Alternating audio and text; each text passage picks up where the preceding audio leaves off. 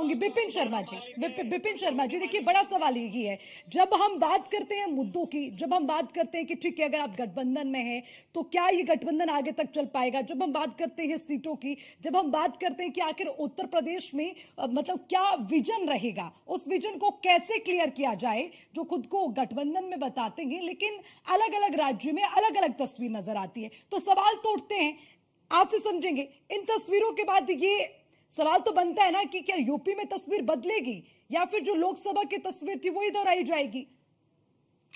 अर्चना जी, मैं अपनी बात आगे रखूं क्योंकि बहुत महत्वपूर्ण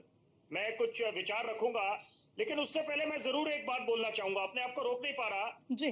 कि जब हम किसी एक राजनीतिक दल की तारीफ कर देते हैं तो दूसरा राजनीतिक दल बोलता है कि हम उसके प्रवक्ता है फलाने के, और वही बात है अगर हम दूसरे की कुछ अच्छी बातें कर दें, क्योंकि खूबियां किसी एक खूबियां भी होती हैं और कमियां भी होती हैं, तो यहाँ पत्रकारों का काम है कि हम सिक्के के दोनों पहलुओं को उजागर करें। बहरहाल मुद्दा बड़ा गंभीर है। मैं आज इस चर्चा में उस बात का जिक्र करना चाहूंगा, डॉक्टर मनमोहन सिंह साहब ने एक बहुत ऐतिहासिक बात बोली थी जिसकी बहुत अहमियत है, मैं उसको एपिक स्टेटमेंट बोलूंगा, कंपल्शन ऑफ कोलिशन। आज की इस चर्चा में अर्चना जी आप बहुत सुलझी हुई पत्रकार हैं, मैं साधुवाद दूंगा आपको। आपने बोला मजबूरी की राजनीति, मैं उसमें इजाफा करूंगा सहूलियत की राजनीति, और उदाहरण के तौर पे ये बोलूंगा कि जब पंजाब में चुनाव लड़ने थे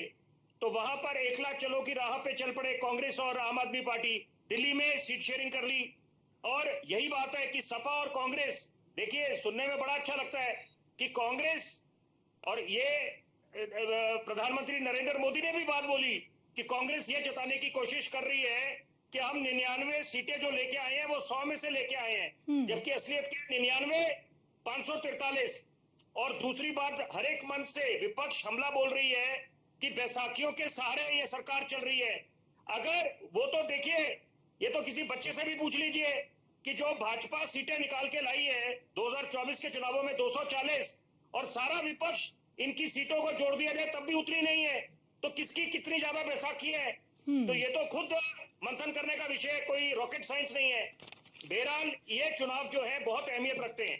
क्योंकि यहाँ पर मोहित खान फैक्टर भी है, और भूलना नहीं चाहिए केशव प्रसाद मौर्य को जो मानसून ऑफर की बात चली थी कि 100 एमएलए ले आइए, तो देखिए राजनीति हर कोई करता है, यहाँ पर मौका परस्त हर कोई है। एक तरफ बात चलती है कि भाजपा के हाथ कोई वॉशिंग मशीन लग गई है, तो जनाब याद दिलाने की आवश्यकता है डिटर्जेंट पाउडर भी कोई चीज होती है, तो आपके विपक्ष के हाथ भी कोई डिटर्जेंट पाउडर लगा हुआ है कि जिनको पानी पी पी के कोसते थे आज उनके साथ हाथ मिला लिया। तो यहाँ पर राजनीति में आप सारी चीजों को भुला देते हैं और अपनी सहूलियत अपने फायदे को देखते हैं, ये बात बिल्कुल इसी सवाल के साथ